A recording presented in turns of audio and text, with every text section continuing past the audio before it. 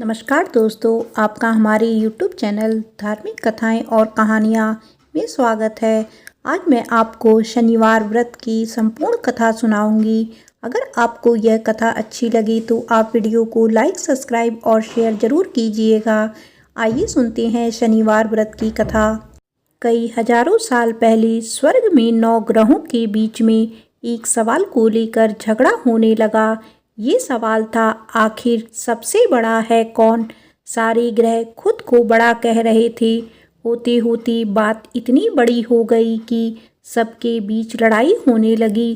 तभी इस बात का फैसला करने के लिए सभी ग्रहों ने इंद्रदेव के पास जाने का फैसला लिया। वहां पहुंचकर सबने एक स्वर में उनसे पूछा, आखिर हम सब में से सबसे बड़ा कौन है। इस सवाल का जवाब इंद्रराज के पास भी नहीं था। इस बात को सुनते ही वो परेशान हो गए। साफ शब्दों में इंद्रदेव ने कह दिया कि आपके इस सवाल का जवाब राजा विक्रमादित्य ही दे सकते हैं। हम सबको तुरंत पृथ्वी लोक चली जाना चाहिए। सबने इंद्रदेव की बात मान ली और सभी एक साथ उज्जैन पहुंच गए। वहां पहुंचकर सारे 9 ग्रहों ने इंद्रदेव से पूछा गया सवाल इस बार राजा विक्रमादित्य से किया। ऐसा सवाल सुनकर राजा भी हैरान हो गए। उनके मन में हुआ कि हर ग्रह की अपनी एक खासियत है। हर कोई किसी धातु का देव कहलाता है और सबकी शक्ति अलग अलग व प्रभावी है। अगर किसी को बड़ा और किसी को छोटा कह दिया तो बड़ी मुश्किल हो सकती है। सोचते सोचते विक्रमादित्य के दिमाग में एक तरकीब आई। उन्होंने सभी ग्रहों का आसन बनवा कर लगा दिया। हर धातु के गुण के हिसाब से आसन लगाए गए थे, जैसे कि सोना, चांदी, कांसा, तांबा, सीसा, रांगा, जस्ता, अभ्रक और लोहा। अब इन आसनों में उनके स्वामी को बैठने के लिए कहा। सब एक एक करके अपने सिंहासन पर बैठ गए। सबके बैठने के बाद राजा विक्रमादित्य बोले कि आप लोगों के सवाल का जवाब तो खुद ही मिल गया है। अब जो सबसे आगे बैठा है वही सबसे बड़े हैं। इस बात को सुनते ही आखिरी सिंहासन पर बैठे शनिदेव को गुस्सा आ गया। गुस्से में शनि ने विक्रमादित्य से कहा, तुमने मुझे सबसे पीछे बैठाकर मेरा अपमान किया है। तुम्हें मेरी शक्तियों का अंदाजा नहीं है।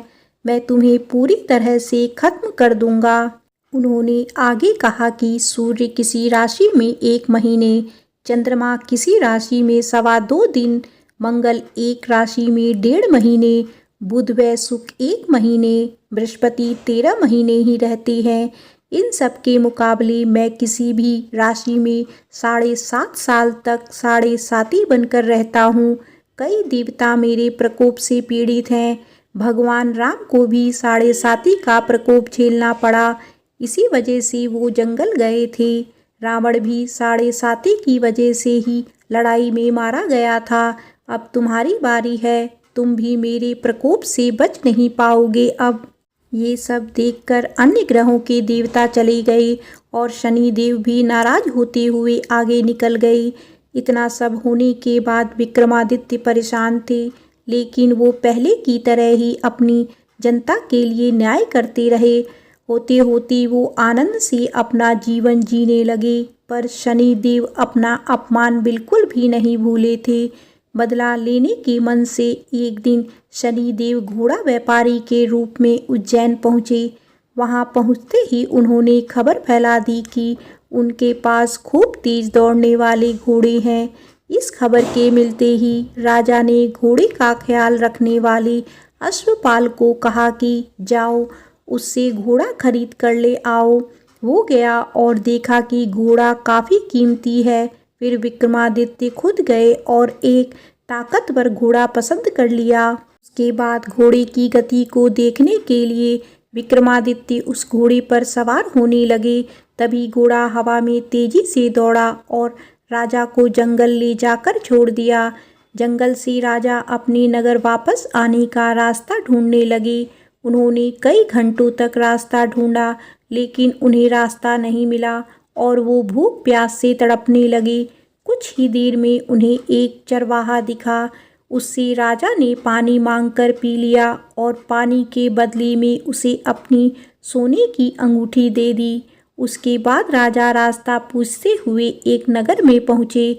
वहाँ सामने ही राजा को एक सेठ की दुकान दिखाई दी। वो कुछ देर के लिए वहाँ बैठकर उस सेठ से बातें करने लगे।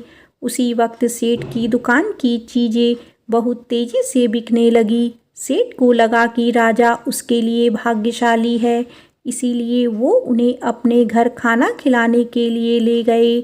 घर पहुंचकर सेठ कुछ देर के लिए राजा को एक कमरे में छोड़कर बाहर गए। वहां राजा ने एक खूंटी पर हीरे का हार लटका हुआ देखा। तभी एक घंटी बजी और देखते ही देखते खूंटी ने उस हार को निगल लिया। ये सब देखने के बाद राजा बड़ा हैरान हुए। कुछ देर बाद सेठ वहां आया तो उसे वो हार नहीं दिखा। तभी उसे विक्रमादित्य पर हार चोरी करने का शक हुआ। सेठ ने उसकी शिकायत उस नगर के राजा को कर दी। सैनिक विक्रमादित्य को जंजीर में जकड़कर उस राज्य के राजा के पास ले गए। राजा ने विक्रमादित्य से पूछा, वो हार कहाँ है? उन्होंने जवाब दिया, उसे वहाँ की खूंटी निकल गई जिसमें वो हार टंगा हुआ था। इस बात को सुनते ही राजा गुस्से से लाल हो गए। राजा जवाब से संतुष्ट नहीं थे, इसीलिए विक्रमादित्य को हीरे के हार का घोषित करते हुए हाथ पांव काटने की सजा सुना दी। सैनिकों ने राजा का आदेश मानते हुए विक्रमादित्य के हाथ पांव काटकर उसे सड़क पर यूं ही छोड़ दिया। सड़क पर इस तरह से पड़े हुए विक्रमादित्य को कई दिन हो गए थे। एक दिन तेली को उन पर दया आ गई और उन्होंने अपने घर लेकर चला गया। उन्हें बैल हाँकने वाले कोलू की जगह काम दिया। अब विक्रमादित्य रोज बैलों को आवाज़ देकर उन्हें हाँकते थे। रोज बैलों को हाँकने का काम करने पर विक्रमादित्य को बदले में खाना मिलता था। इसी तरह होते होते 7.5 साल बीत गए। 7.5 साल बाद जब राजा 7.5 खत्म हुई तो वर्षा ऋतु शुरू हो गई। विक्रमादित्य एक रात बादल और बारिश के राग वाला गाना जोर जोर से गा रहे थे। तभी उस नगर की राजकुमारी पास से ही गुजर रही थी। उसने वो गाना सुना और दासी को कहा कि पता लगाओ वो कौन है। दासी ने ठीक वैसा ही किया। वो कुछ देर बाद लौटकर आई और कहा कि वो एक राजा हैं जिसे हीरे का हार चुराने की सजा के रूप में अपंग कर दिया गया है। राजकुमारी को उसका बादल बारिश के राग वाला गाना खूब पसंद आया था, इसीलिए उसने अपंग राजा से शादी करने का फैसला लिया। इस बारे में जब राजकुमारी ने अपने माँ बाप को बताया तो उन्होंने इस रिश्ते से इनकार कर दिया। विक्रमादित्य के संगीत पर मोहित उस राजकुमारी ने जिद पकड़ ली कि वो शादी करेगी तो विक्रमादित्य से ही करेगी, वरना वो अपने प्राण त्याग देगी। बेटी की जिद के आगे हारकर उन्होंने उसकी शादी विक्रमादित्य से करवा दी। शादी के बाद राजकुमारी भी विक्रमादित्य के साथ तेली के घर चली गई। विवाह की रात को ही विक्रमादित्य के सपने में शनिदेव आई और कहा कि अब तो तुम्हें मेरे प्रकोप का पता चल ही गया होगा। अपने दंड की सजा मैंने तुम्हें इस तरह से दी है। सपने में ही राजा दुखी होकर शनिदेव से माफ़ी मांगने लगा और प्रार्थना करते हुए बोले, आपने मुझे जितना दुख दर्द दिया है उतनी किसी और को मत देना। विक्रमादित्य की प्रार्थना सुनकर शनिदेव को अच्छा लगा। उन्होंने सपने में ही उन्हें बताया कि जो भी इंसान मेरी पूजा करेगा, मुझ पर ही मन लगाकर ध्यान रख के करेगा, मेरी कथा सुनेगा, चींटियों को आटा खिलाएगा, वो मेरे प्रकोप से हमेशा बचा रहेगा। साथ ही मैं उनके मनोरथ भी पूरे करूँगा। सपने में ये सब देखते ही विक्रमादित्य की नींद खुल गई और उनके हाथ पांव भी लौट आए थे। अपंगता से छुटकारा पाकर वो बहुत खुश हुए।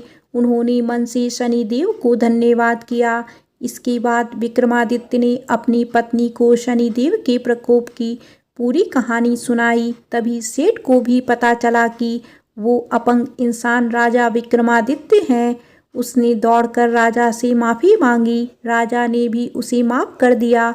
क्योंकि उन्हें पता था कि यह सब कुछ शनिदेव की वजह से हो रहा है। सेठ ने दोबारा विक्रमादित्य को अपने साथ घर चलने के लिए कहा। वहाँ सब मिलकर खाना खा रहे थे। उसी समय एक और हार खूंटी ने निगल लिया। इस दृश्य को सबने देखा और हैरान हो गए। कुछ देर बाद सेठ को अपनी करनी पर पछतावा हुआ और उन्होंने अपनी बेटी की शादी विक्रमादित्य से करवा दी। विवाह में सेठ ने उसे खूब सारे आभूषण दिए। राजा विक्रमादित्य अपनी दोनों पत्नियों के साथ राज्य वापस चल पहुँचे। वहाँ धूमधाम से उनका स्वागत हुआ। अगले ही दिन विक्रमादित्य ने यह घोषणा करवा दी कि सारे ग्रहों में सबसे श्रेष्ठ शनिदेव हैं। प्रेम से बोलो शनिदेव की जय।